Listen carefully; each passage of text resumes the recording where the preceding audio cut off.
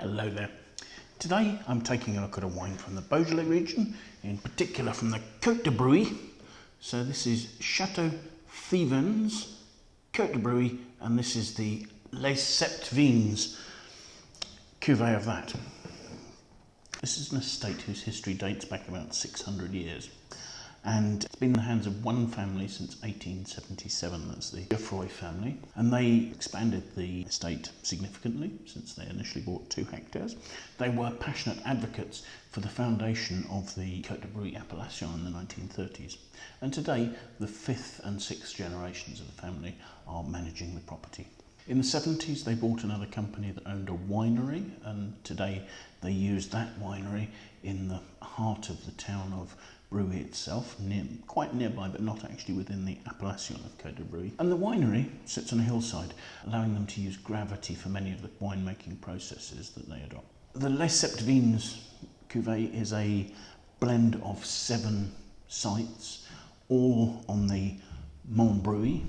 The Mont Brouilly is a geographic feature. It's a volcanic hill in the southern part of the area of the Beaujolais Villages. So it's a dormant volcano, and thus the estate's soils are predominantly based on a metadiorite rock, which is a blue volcanic rock. It tends to be low in minerals and it has very poor water holding capacity. The sites that comprise this wine are both on the east, south and west sides of the Mont Brouilly, and the composition of their soils varies according to how high up the mont they are. So those at the top have more rock, those towards the bottom have more clay. So Cote de Brouilly sits, as I say, at the south of the Beaujolais Villages region and is surrounded by the larger Brouilly appellation. So Cote de Brouilly is just Font Brouilly. And the wines here have a reputation for being concentrated but more elegant and less earthy than the wines of Brouilly. So the sites that comprise this wine are Clos-Bertrand, Le Chapelle, Le Griot, Godefroy, Le Ronde, Henri and Les Fournels. Also a peculiarity of the Cote de Brouilly appellation is the fact that you're allowed to include a small amount of white grapes in the blend of the wine, along with the Gamay noir, which you'd expect to see, and that's to add a little additional finesse, presumably by increasing the acidity.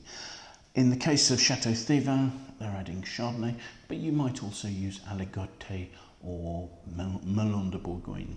Both of those are permitted. The grapes are hand-picked. A proportion is left as whole bunches.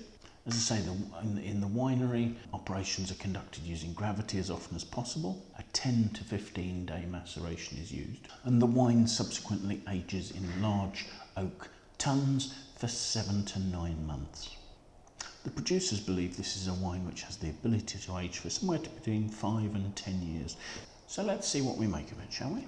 Having a look at the colour, there's a really lovely dark pigmentation. There's a vibrancy to the ruby red colour, but it's certainly not opaque. I can see through that quite easily, so there's not a huge depth.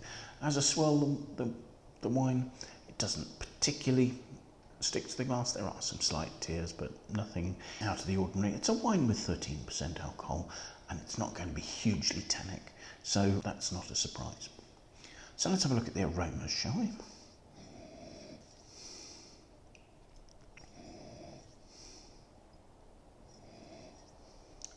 Well, if I was looking for the sort of juicy red cherries that one traditionally associates with Beaujolais, they're rather lacking.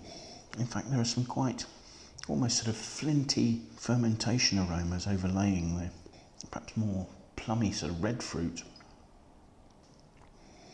But yes, that's quite dominated by sort of quite a sort of flinty, slightly reduced aroma.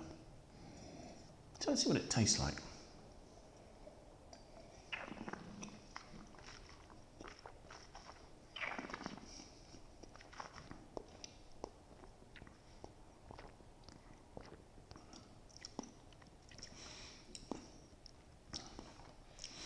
Quite smooth, it's quite broad, it's quite rich. There are fine tannins and they're giving a drying note as the fruit finishes.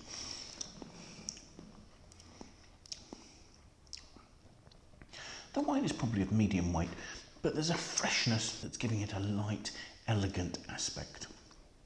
It really is sort of cleaning up the end of the mouth there very, very successfully. There's a fairly concentrated, ripe cherry. There's a touch of bitterness to the red fruit on the mid palate. The wine seems juicy, but at the same time there's a drying grip to the finish. Actually, surprisingly astringent for a Beaujolais.